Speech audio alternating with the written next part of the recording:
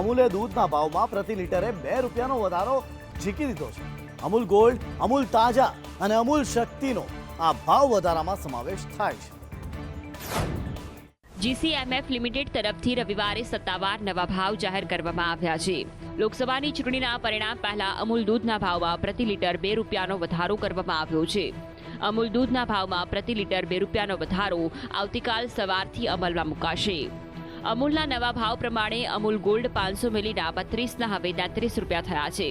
અમૂલ તાજા 500 મિલીના 26થી વધીને 27 થયા છે, તો અમૂલ શક્તિ 500 મિલીના 29થી વધીને 30 રૂપિયા થયા છે. અમૂલ તાજા નાના પાઉચ સિવાય તમામ દૂધના ભાવમાં પ્રતિ લિટર 2 રૂપિયાનો વધારો ઝીકાયો છે. અમૂલ દૂધના 500 મિલી વાળું પેક અમૂલ ગોલ્ડ અમદાવાદમાં 33 રૂપિયામાં મળશે, તો શક્તિનું પેક 30 રૂપિયામાં મળશે, જ્યારે અમૂલ તાજા 27 રૂપિયામાં મળશે. ટીઆરપી ગેમ ઝોન અગ્નિકાંડને લઈને વધુ એક મોટા સમાચાર સામે આવ્યા છે. ગેમ ઝોનના માલિકોએ ગેમ ઝોનના ટર્નઓવર કરતા ઓછો ટેક્સ બતાવવાની અને ટેક્સ ચોરી કરી હોવાની વાતો સામે આવી છે. તેવામાં આ ગેમ ઝોનના સંચાલકો, પાલિકાના પદાધિકારીઓ અને અધિકારીઓની ધરપકડ બાદ તેમની પૂછપરછ કરવામાં આવી રહી છે. તપાસ એજન્સીઓ તેમના પૂછપરછની સાથે સાથે પોતાની રીતે પણ તપાસ આગળ વધારી રહી છે. તેવામાં એક મોટો ખુલાસો એ રીતે પણ થયો છે કે ભ્રષ્ટાચાર આચરીને બનાવાયેલ મોતના માચડા સમાન ટીઆરપી ગેમ ઝોનમાં ટેક્સ ચોરીના પણ પ્રયાસો આ ગેમ ઝોનના સંચાલક કરી રહ્યા હતા.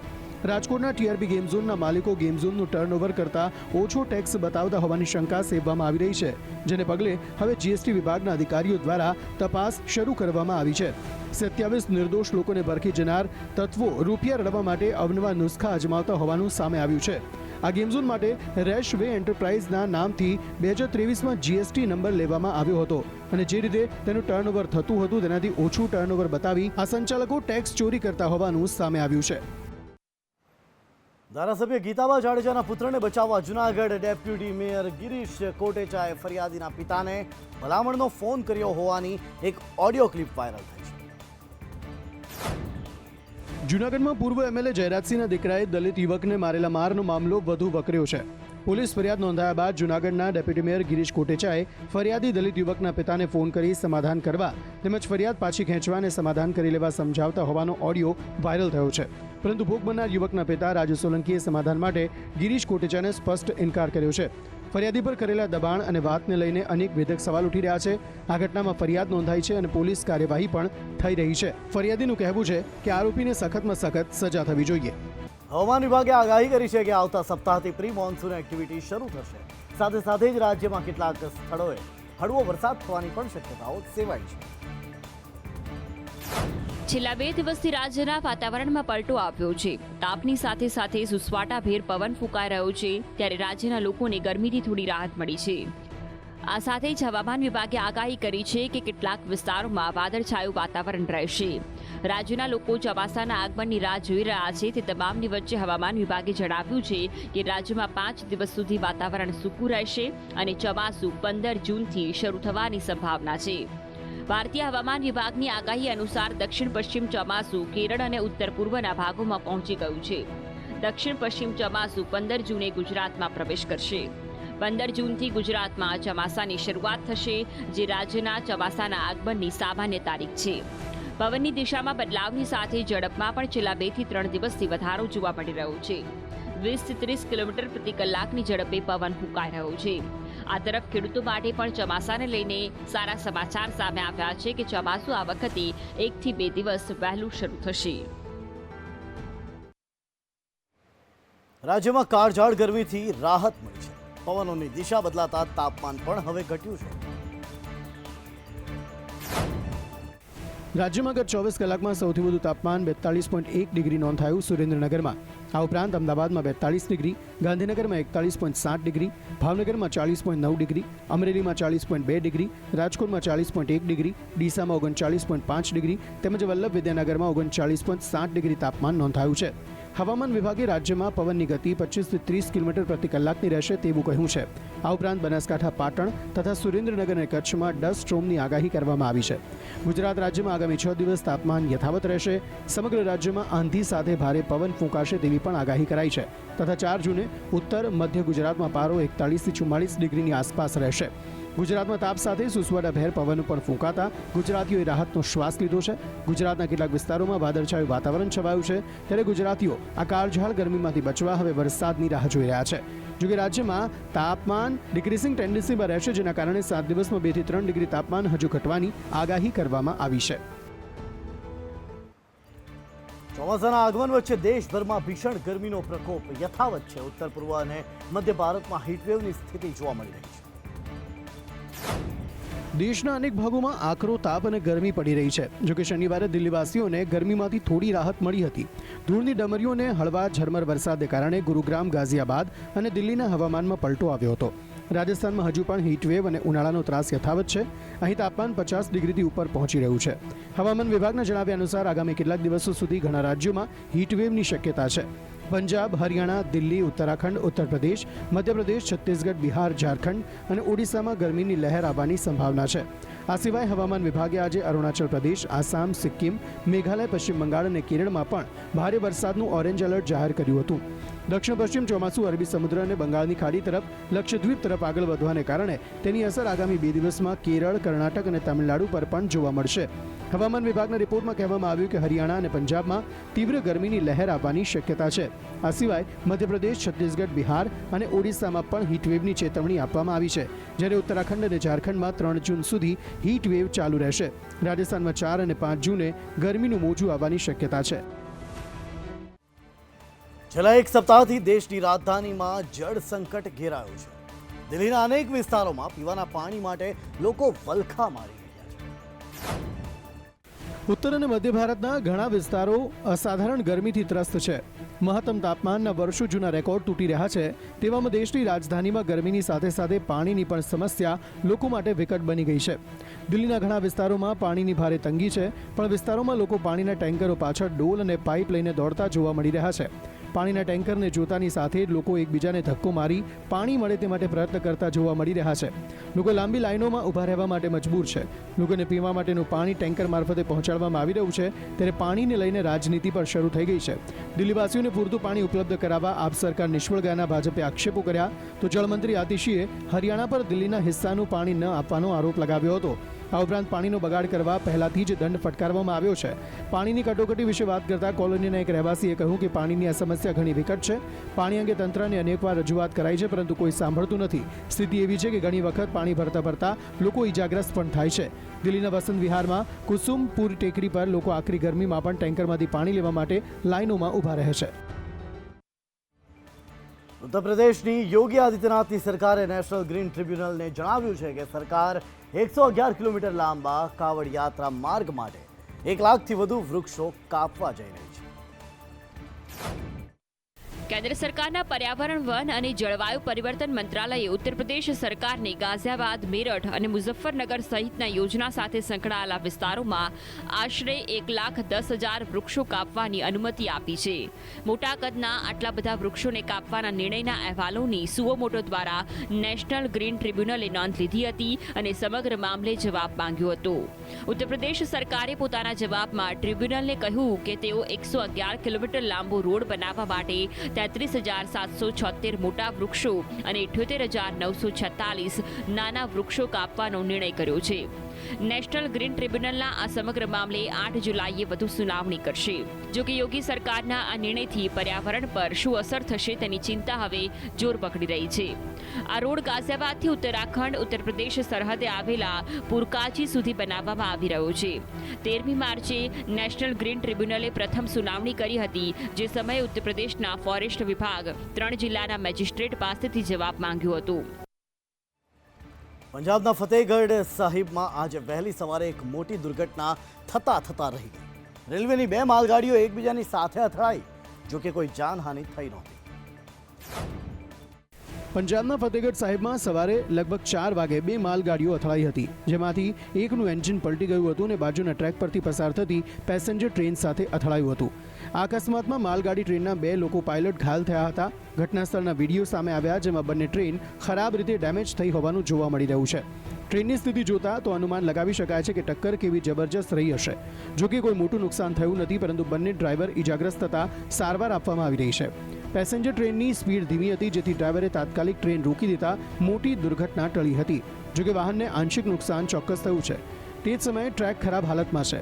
અકસ્માત બાદ પેસેન્જર ટ્રેનને અન્ય એન્જિન લગાવીને રાજપુરા રવાના કરવામાં આવી હતી, તેમજ ટ્રેકને સુધારવાની કામગીરી શરૂ કરી દેવામાં આવી હતી. અથડામણ એટલી જોરદાર હતી કે માલગાડીના ડબ્બા એકબીજા પર ચઢી ગયા હતા. આ અકસ્માત ગયા વર્ષે ઓડિશાના બાલાસોરમાં થયો હતો તેવો જ અકસ્માત હતો, જે અકસ્માતમાં બીજી ટ્રેન આવી અને રેલવે ટ્રેક પર પહેલેથી જ ઊભેલી ટ્રેનને ટક્કર મારી અને તેની ઉપર ચઢી ગઈ હતી. આ ઘટનામાં 293થી વધુ લોકોના મોત થયા હતા. અરુણાચલ પ્રદેશ અને સિક્કિમમાં વિધાનસભા ચૂંટણીના પરિણામો આવી ગયા છે. સિક્કિમમાં એસકેએમ અને અરુણાચલમાં ભાજપની જીત થઈ છે. એસકેએમ પાર્ટીને 32માંથી 31 બેઠકો જીતીને ફરી સરકાર બનાવવા જઈ રહી છે. વિપક્ષી પાર્ટી એસડીએફને 1 સીટ મળી છે. 25 વર્ષ સુધી સીએમ રહેલા પવનકુમાર ચામલિંગ 2 સીટ પરથી ચૂંટણી લડ્યા હતા અને બંનેમાંથી હારી ગયા હતા. બીજી તરફ અરુણાચલ પ્રદેશમાં બીજેપી ફરી સરકાર બનાવી રહી છે. ભાજપે 60માંથી 46 બેઠકો જીતી છે. પાર્ટીએ પહેલાથી જ 10 બેઠકો બિનહરીફ જીતી લીધી હતી. અરુણાચલમાં ભાજપનું નેશનલ પીપલ્સ પાર્ટી સાથે ગઠબંધન છે. એનપીપીને 5 બેઠકો મળી છે. આ સાથે જ અરુણાચલમાં એનડીએ પાસે 51 બેઠકો છે. અરુણાચલમાં ભાજપે તમામ 60 બેઠકો પર ચૂંટણી લડી હતી, જ્યારે કોંગ્રેસે માત્ર 19 બેઠકો પર ઉમેદવારો ઊભા રાખ્યા હતા. જ્યારે સિક્કિમમાં એસકેએમ અને એસડીએફે 32 ઉમેદવારો મેદાને ઉતાર્યા હતા. કોંગ્રેસે 12 બેઠકો પર ચૂંટણી લડી હતી. સિટીઝન એક્શન પાર્ટી સિક્કિમે 30 સીટો પર ઉમેદવારો ઊભા રાખ્યા હતા. અને ચૂંટણી પ્રચાર પૂરો કરી દિલ્હીના મુખ્યમંત્રી અરવિંદ કેજરીવાલે રવિવારે તિહાર જેલમાં સરેન્ડર કર્યું. દિલ્હીની રાઉઝ એવન્યુ કોર્ટે દિલ્હીના મુખ્યમંત્રી અરવિંદ કેજરીવાલને 5 જૂન સુધી ન્યાયિક કસ્ટડીમાં મોકલી દીધા છે. અગાઉ તેમણે નીચલી કોર્ટમાં 7 દિવસની વચગાળાની જામીન અરજી દાખલ કરી હતી, જો કે કોર્ટે તેને ફગાવી હતી. 21 દિવસના વચગાળાના જામીન પૂર્ણ થયા બાદ દિલ્હીના મુખ્યમંત્રી અરવિંદ કેજરીવાલે તિહાર જેલમાં આજે સરેન્ડર કર્યું છે. લોકસભા ચૂંટણીને લઈને સુપ્રીમ કોર્ટે જામીન આપ્યા હતા. કેજરીવાલે રાજઘાટ જઈને ગાંધી બાપુને શ્રદ્ધાંજલિ આપી. સરેન્ડર કરતા પહેલા કેજરીવાલે હનુમાન મંદિરમાં દર્શન કર્યા. મહત્વનું છે કે ઈડી દ્વારા આપવામાં આવેલી અરજીની સુનાવણી બાદ કોર્ટે આદેશ આપ્યો છે. સુપ્રીમ કોર્ટ દ્વારા આપવામાં આવેલી વચગાળાની જામીનની મુદત પૂરી થયા બાદ દિલ્હીના મુખ્યમંત્રીએ તિહાર જેલમાં આત્મસમર્પણ કર્યું. મહત્વનું છે કે થોડા દિવસ પહેલા જ વચગાળાના જામીન વધુ 7 દિવસ માટે લંબાવવા માટે અરજી કરવામાં આવી હતી. દાવો કરવામાં આવ્યો હતો કે તેમનું વજન 7 કિલો ઘટ્યું છે, પરંતુ આ અરજી કોર્ટે ફગાવી હતી અને તેમને 2 જૂને સરેન્ડર કરવાનું હતું. ચીનનું ચંદ્ર મિશન ચાંગ E6એ ચંદ્ર ઉપર સફળતાપૂર્વક દક્ષિણ ધ્રુવ તરફ ઉતરાણ કર્યું. ચાંગ E6 ચંદ્રના દક્ષિણ ધ્રુવના એટકેન બેસિન ક્રેટર પર ઉતર્યું હતું. આ ખાડો અત્યાર સુધીનો સૌથી મોટો ખાડો છે. ચીન તેના ચંદ્ર મિશન દ્વારા ચંદ્રના દક્ષિણ ધ્રુવની સપાટીથી નમૂનાઓ એકત્રિત કર્યા પછી પરત ફરશે. ચીનનું ચાંગ E4 મિશન 2019માં પ્રથમ વખત ચંદ્રની સપાટી પર ઉતર્યું હતું. હવે ચાંગ E6 મિશન દ્વારા ચીન ચંદ્રની સપાટી પરથી લગભગ 2 કિલોગ્રામ સેમ્પલ પણ લાવશે.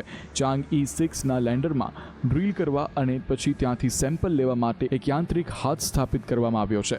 ચીનનું આ મિશન 53 દિવસનું છે અને તેને 3 મેના રોજ લોન્ચ કરવામાં આવ્યું હતું. ચીનનું આ મિશન આ અર્થમાં પણ ખાસ છે કારણ કે તે ચંદ્રના તે ભાગ પર ઉતર્યું છે જે હંમેશા પૃથ્વીથી દૂર રહે છે અને અહીં ક્યારેય સૂર્ય કિરણો પડતા નથી. આવી સ્થિતિમાં આ વિસ્તારના નમૂનાઓમાંથી વૈજ્ઞાનિક રીતે મહત્વપૂર્ણ માહિતી મેળવવાની અપેક્ષા છે. સેમ્પલના પરીક્ષણ પરથી ખબર પડી શકે છે કે ચંદ્રની રચના કેવી રીતે થઈ હતી. ચીનના રાષ્ટ્રપતિ શી જિનપિંગના નેતૃત્વમાં ચીનનો સ્પેસ પ્રોગ્રામ ઝડપથી આગળ વધી રહ્યો છે અને તે અમેરિકા અને રશિયા સાથે સ્પર્ધા કરવાનો પ્રયાસ કરી રહ્યા છે.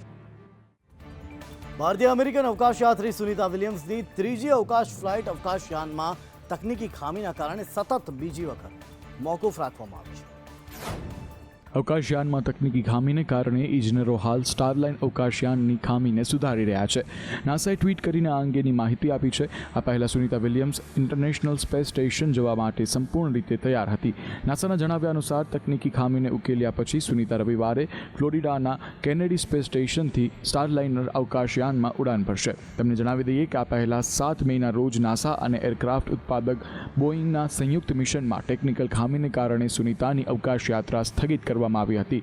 સુનિતા વિલિયમ્સ અને સાથી નાસાના અવકાશયાત્રી બેરી બુચ વિલ્મોર નાસાના કોમર્શિયલ ક્રૂ પ્રોગ્રામના ભાગરૂપે સ્ટારલાઇનર અવકાશયાનમાં ઉડાન ભરનારા પ્રથમ મુસાફરો હશે. તમામ અવકાશયાત્રીઓને rocket company United Launch Alliance એટલે કે ULAના એટલાસ 5 રોકેટ પર અવકાશમાં મોકલવામાં આવશે. સુનિતા વિલિયમ્સે અંતરિક્ષમાં રેકોર્ડ બનાવેલો છે. તેઓએ 322 દિવસ અંતરિક્ષમાં વિતાવેલા છે. દક્ષિણ આફ્રિકાની ચૂંટણીમાં મોટી ઉથલપાથલ થઈ છે. છેલ્લા 30 વર્ષમાં આ પ્રથમ વખત છે જ્યારે આફ્રિકન નેશનલ કોંગ્રેસને સંસદીય ચૂંટણીમાં બહુમતી મળી નથી. બુધવારની ચૂંટણી માટે લગભગ 99.8% મતોની ગણતરી કરવામાં આવી છે અને સત્તારૂઢ ANCને બહુમતીથી ઓછા એટલે કે 40%થી વધુ મત મળ્યા છે.